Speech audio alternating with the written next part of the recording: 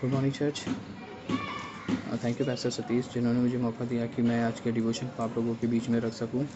आज जब मैं सुबह उठ के जब मैं पढ़ रहा था तो पहला शमूएल का किताब 20वां अध्याय वचन 35 से लेकर 42। और जब इस अध्याय को मैं पढ़ रहा था तो मैं एक चीज़ सोच रहा था, क्यों परमेश्वर के साथ में एक विश्वासी की संगति बहुत ज़रूरी है। एक विश्वासी को परमेश्वर के साथ में संगति रखना क्यों ज़रूरी है, मैं उसके विषय में सोच रहा था। मैं पढ़ता हूँ इस अध्याय को, इस वचन को पढ़ता हूँ। यूहन्ना पहला शमूएल का किताब 20वां अध्याय वचन 35 से लेकर 42। इस तरीके से लिखा है। सवेरे योनातान एक छोटा लड़का संग लिए हुए मैदान में दाऊद के साथ ठहराए हुए स्थान को गया। तब उसने उस लड़के से कहा, दौड़ कर जो तीर मैं चलाऊं उन्हें ढूंढ ले आ। लड़का दौड़ ही रहा था, उसने तीर उसके परे चलाया। जब लड़का योनातान के चलाए तीर के स्थान पर पहुंचा, तब योनातान ने उसके पीछे से पुकार के कहा, तीर तो तेरे उस ओर है। फिर योनातान ने लड़के के पीछे से पुकार के कहा, फुर्ती कर, मत ठहर। और योनातान का लड़का तीरों को बटोर के अपने स्वामी के पास ले आया। इसका भेद लड़का तो कुछ न जानता था, केवल योनातान और दाऊद जानते थे। तब योनातान ने अपने हथियार उस लड़के को देकर कहा, इन्हें नगर को पहुंचा। जो ही लड़का गया तो ही दाऊद दक्षिण दिशा की ओर से निकला और भूमि पर औंधे मुँह गिर के 3 बार दंडवत किया। तब उन्होंने एक दूसरे को चूमा और एक दूसरे के साथ रोए, परंतु दाऊद का रोना अधिक था। तब योनातान ने दाऊद से कहा, कुशल से चला जा, क्योंकि हम दोनों ने एक दूसरे से यह कह के यहोवा के नाम की शपथ खाई है कि यहोवा मेरे और तेरे मध्य में और तेरे और मेरे वंश के मध्य में सदा रहे। तब वह उठकर चला गया और योनातान नगर में गया। जब इन पंक्तियों को मैं पढ़ रहा था तो इन पंक्तियों को जब हम पढ़ते तो वहाँ पे हम देखते हैं कि एक छोटा सा बालक है, जिसको बताया है एक छोटा बालक है, और वो इन सब चीज़ों के बारे में नहीं जानता है कि वहाँ पे ये सब चीज़ें क्यों हो रही, कि वो तीर क्यों चलाया जा रहा है, और उस तरीके का बोलने का मतलब योनातान क्यों इस तरीके से बोल रहा है, उसे कुछ नहीं पता है। और कई बार ऐसा ही हमारे जीवन में भी होता है। हम बाइबल पढ़ते हैं और कई बार हमको समझ में नहीं आता कि क्या हो रहा है, क्या चल रहा है। पर परमेश्वर है जो इन सब बातों को हमारे जीवन में रखता है, और वो चाहता है कि हम इनके द्वारा हम कुछ सीखें। और इसके बैकग्राउंड में अगर हम जाएंगे तो इस कहानी के बैकग्राउंड में अगर हम जाएंगे तो योनातान और दाऊद एक अच्छे दोस्त हैं। उन दोनों बाइबल जिस तरीके से हमने पढ़ा, जब हमको वहाँ पे बताता है कि दाऊद और योनातान के बीच में हमेशा परमेश्वर उनके साथ में रहता था। वो दोनों संगति करते थे, वो दोनों परमेश्वर के साथ में बैठ के प्रार्थना करते थे, संगति करते थे। हर एक दूसरे को परमेश्वर के बारे में बताते थे। और योनातान के विषय में अगर हम बात करें तो योनातान साउल का बेटा है, जो वहाँ का राजा है उसका बेटा है। और जो साउल है वो दाऊद को मारना चाहता है, और दाऊद और योनातान एक अच्छे मित्र है। तो योनातान नहीं चाहता है कि उसका जो पिता है वो उसके मित्र को मारे, और जिसकी वजह से कई सारी योजनाएं वो अपने मित्र को आके बताता है ताकि वो उसकी जान को बचा सके। और इस अध्याय को जब हम पढ़ते हैं तो कुछ इसी तरीके से चल रहा है। पर हम इससे थोड़ा सा अलग जाएंगे, और जब हम इस कहानी को हम पढ़ते हैं तो एक अच्छा उदाहरण है दाऊद और योनातान का दोस्ती का, कि हमें किस तरीके से दोस्त हमारे जीवन में होने चाहिए, हमें किस तरीके की संगति हमें लोगों के साथ में करनी चाहिए। ये ज़रूरी है कि हम किसके साथ में संगति रख रहे हैं। परमेश्वर ये एक विश्वासी के जीवन में बहुत ज़रूरी होता है कि परमेश्वर चाहता है कि हम किसके साथ में हम अपने जीवन की वो समय हम बिता रहे हैं जो बहुत ज़रूरी है ना। हम किसके साथ में हम संगति कर रहे हैं, बहुत ज़रूरी है। योनातान के विषय में अगर हम बात करें तो वो साउल का पुत्र है, एक अच्छा मित्र है, अपने मित्र का अपने दोस्त का एक अच्छा भरोसेमंद मित्र है। और आगे जब हम उसके विषय में पढ़ते हैं, जब आप पहला शमूएल का 14 अध्याय पढ़ेंगे तो वहाँ पे उसके विश्वास के विषय में भी बताया कि जो योनातान था, एक परमेश्वर के प्रति एक उसका अच्छा विश्वास भी था। उसके द्वारा उसने कई सारे युद्ध जीते और कई सारे उसने किले को अपने वश में किया। और एक समय आता है जब योनातान जब ऊंचाइयों पे था और परमेश्वर के साथ में संगति में था, अपने दोस्त के साथ में संगति में था, वो कई सारी चीज़ों के ऊपर वो विजय पा रहा था। पर इस अध्याय के अंत में हम लोग जब हम पढ़ते हैं तो धीरे धीरे उसका विश्वास जो था वो कम होता गया, है ना। मैं विश्वास की बात नहीं कर रहा हूँ, लाइक एक तरीके से उसने, हम लोग देखते हैं कि योनातान के साथ में, योनातान और दाऊद की जो संगति थी वो टूट गई। योनातान बोलता है कि तू अब चला जा, है ना।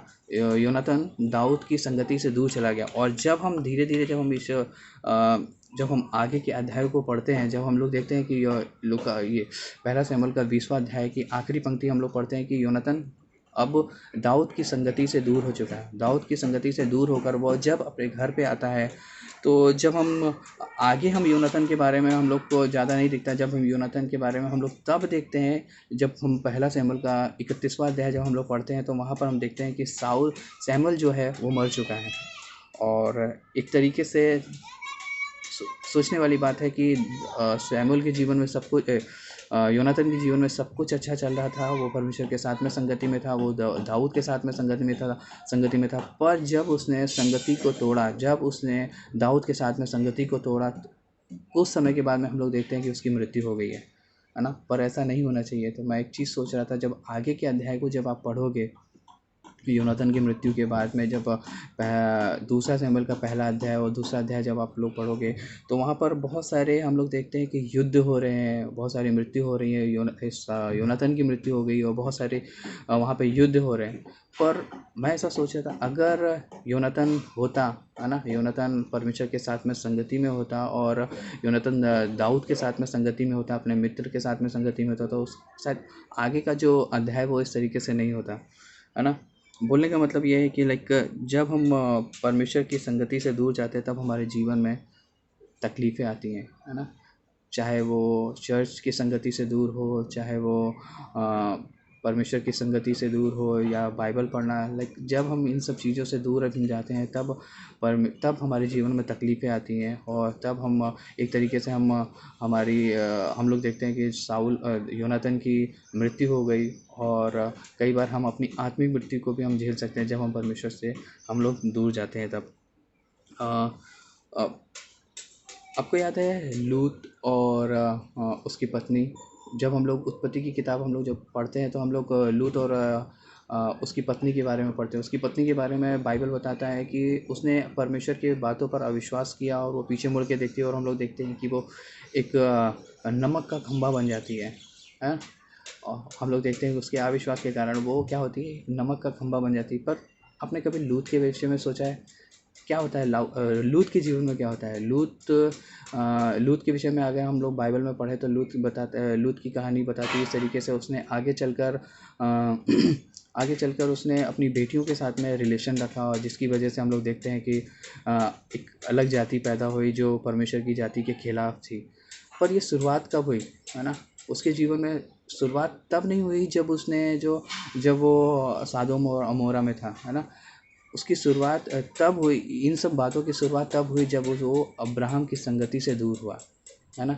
अब्राहम की संगति से जैसे ही वो दूर होता है, तब उसके जीवन में तकलीफ आना शुरू हो जाती है। तो बोलने का मतलब ये है कि लाइक हमें ज़रूरी है कि हम किसकी संगति में, हमें ज़रूरी है कि हम परमेश्वर के साथ में संगति रखें। हम किसके साथ में संगति रख रहे हैं, ये भी बहुत ज़रूरी है कि लाइक हमारे दोस्त किस तरीके से होना चाहिए, हमें चुनना है ना। हमें संगति किसके साथ में रखना है, ये हमें चुनना है ना। हमें परमेश्वर के साथ में संगति रखना हो, किस तरीके से रखना है, ये हमें चुनना है।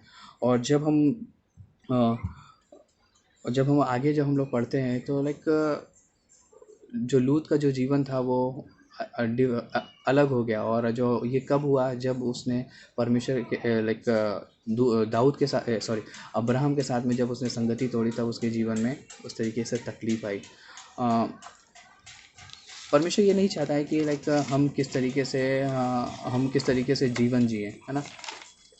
सॉरी, परमेश्वर यह नहीं देखता है कि हम उसके लिए कितने बड़े बड़े काम कर रहे हैं, हम कितने बड़े बड़े उसके लिए कितने सारे लोगों को विश्वास में ला रहे हैं, हम कितने सारी बाइबल स्टडी कर रहे हैं, हम कितना सारा वचन पढ़ रहे हैं, हम कितना सारा प्रचार कर रहे हैं। परमेश्वर को इन सब चीज़ों से मतलब नहीं है। परमेश्वर को जिस चीज़ से मतलब है वो यह है कि हम उसके साथ में कितनी देर उसके साथ में हम संगति कर रहे हैं, है ना। परमेश्वर ये बहुत मायने रखता है कि हम उसके साथ में संगति रखें, हम उसके साथ में उस संगति के साथ में हम एक रहें, ताकि मैं और परमेश्वर की बातों को जान सकूं।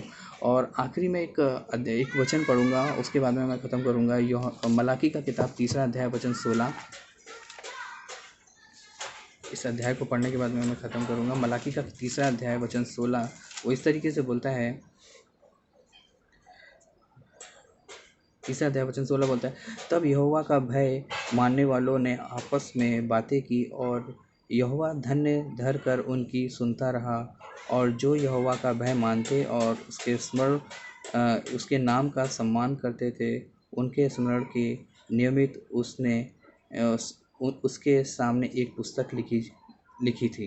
तो लाइक इस अध्याय को जो हम लोग पढ़ते, इस वचन को जो हम पढ़ते हैं, तो यहाँ पे परमेश्वर बोल रहा है कि लाइक परमेश्वर चाहता है कि हम उसके साथ में संगति रखें, और परमेश्वर इस वचन के द्वारा चाह रहा है कि हम उसके साथ में संगति रखें, हम उसका भय माने, हम उन लोगों की संगति में रहें जो परमेश्वर ने हमारे लिए ठहराए हैं, और हम ऐसे लोगों की संगति में रहें जिसके द्वारा हमारी शारीरिक उन्नति हो, हमारी आत्मिक उन्नति हो, हमारे मुंह से वो सब बातें निकले जो एक दूसरे को बढ़ाने योग्य हो, है ना। ये बहुत ज़रूरी है।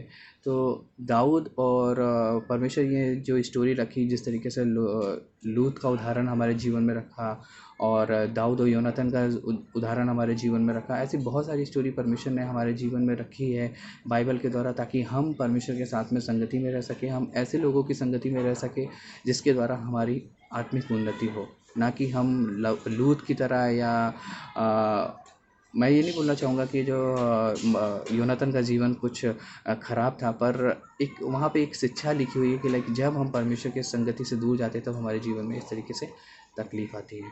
तो ज़रूरी है कि हम परमेश्वर के साथ में संगति में रहें, हम ऐसे लोगों की संगति में रहें जिससे हमारी आत्मिक उन्नति हो सके। आमीन।